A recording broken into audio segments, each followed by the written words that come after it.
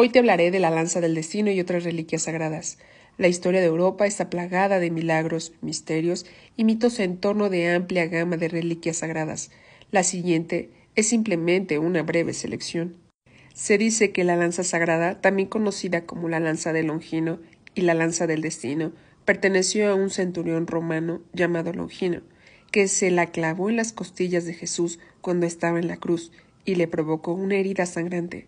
Por lo menos, existen 4 lanzas de las que se afirma son la verdadera lanza sagrada. Una la llevó San Luis a París a su regreso de las cruzadas de Palestina durante el siglo XIII. Una segunda fue enviada al Papa Inocencio VIII por el sultán otomano Bajazet II en 1492 y fue colocada en uno de los pilares sobre los que descansa el domo de la Basílica de San Pedro. La tercera, en Cracovia, Polonia, era simplemente una copia de la cuarta y más famosa lanza, cuya propia historia es muy compleja. Algunos investigadores aseguran que fue hallada en Antioquía en el año 1098 después de Cristo, durante la Primera Cruzada. Según el romance de épocas del rey Arturo, José de Arimatea se la llevó junto con el santo cádiz tras la muerte de Jesús, y se dice que le escurrió sangre durante la procesión del cádiz. Otros piensan que Carlomagno la usó personalmente en muchas batallas de las que salió victorioso en el siglo IX. En todo caso, después fue pasado de mano en mano por varios monarcas antes de parar literalmente en el poder de Federico Barbarroja, conquistador de Italia en el siglo XII. De él, finalmente pasó a la dinastía de los Habsburgo y fue exhibida en el Museo de Viena hasta 1938. Fue el año en que Austria fue anexada a Alemania, bajo el mandato de Adolf Hitler. Según el escritor Trevor, del libro La lanza del destino, Hitler estaba tan obsesionado por las leyendas del gran poder atribuido a la lanza y a todos sus poseedores que ordenó que la sacaran del museo. Después la escondió en una bóveda especial en Nuremberg. Se dice que posee poderes curativos y siempre se ha asociado con el poder de llevar al triunfo en las batallas a todos sus poseedores. Supuestamente Carlomagno murió poco tiempo después de haberla tirado accidentalmente. Sucedió lo mismo a Barbarroja, el 30 de abril de 1945, el mismo día en que la lanza fue recuperada de la bóveda subterránea por los aliados en Nuremberg. Adolf Hitler se suicidaba en su búnker de Berlín. Se cree que San Genaro fue el 13º arzobispo de Benevento, ejecutado en un periodo de persecución romana alrededor del año 305 después de Cristo. La catedral de Nápoles alberga una muestra de la sangre coagulada del santo, la cual se mantiene en 2 frascos sellados dentro de una vitrina. El más grande de los 2 es la fuente del famoso milagro, es decir, la misteriosa licuefacción de la sangre dentro del frasco cuando el sacerdote que oficia la misa hace girar la vitrina ante la mirada atónita de la multitud y de las cámaras de televisión.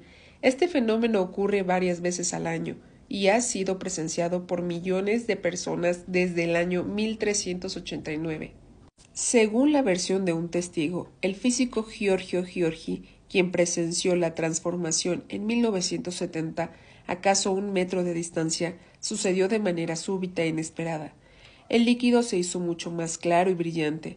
Entonces se le formaron tantas burbujas que parecía estar en un estado de ebullición. A veces el milagro no sucede y se piensa que es el augurio de un desastre inminente, salvo en diciembre, cuando raras veces se presenta la licuefacción. Esto se ha llevado a algunos científicos a pensar que la temperatura externa controla la transformación de la sangre, pero estudios de variaciones térmicas respecto a la sangre no ha demostrado ninguna correlación. En 1991, la Universidad de Pavia anunció que uno de sus investigadores en el área de química habían simulado el milagro en el laboratorio. Dicho investigador era el Dr. Luigi, quien recientemente reveló un mecanismo para explicar el fenómeno de las estatuas que lloran.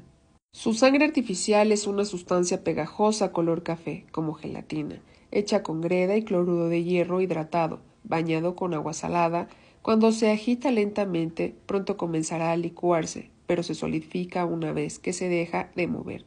Cuando las muestras de sangre de la Catedral de Nápoles nunca han sido analizadas, No hay prueba científica que demuestren que se trata de sangre verdadera y Garnaschelli asegura que la sustancia gelatinosa como la suya pudo haber sido preparada fácilmente incluso en la Edad Media.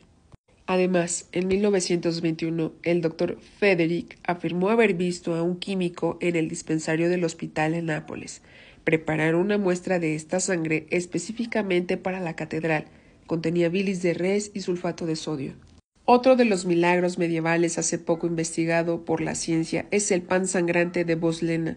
En aquel entonces apareció una mancha brillante de sangre en la hostia sacramental durante una misa en el siglo XIII, en Boslena, Italia, lo cual inspiró al Papa Urbano IV a inaugurar la fiesta anual de Corpus Christi. No obstante, en 1994, la doctora Joanna Cullen de la Universidad George Mason en Virginia logró recrear el milagro en una caja de Petri, tras incubar un trozo de hostia sacramental con una bacteria llamada Serratia marcescens que se alimenta de levadura y produce un pigmento rojo brillante.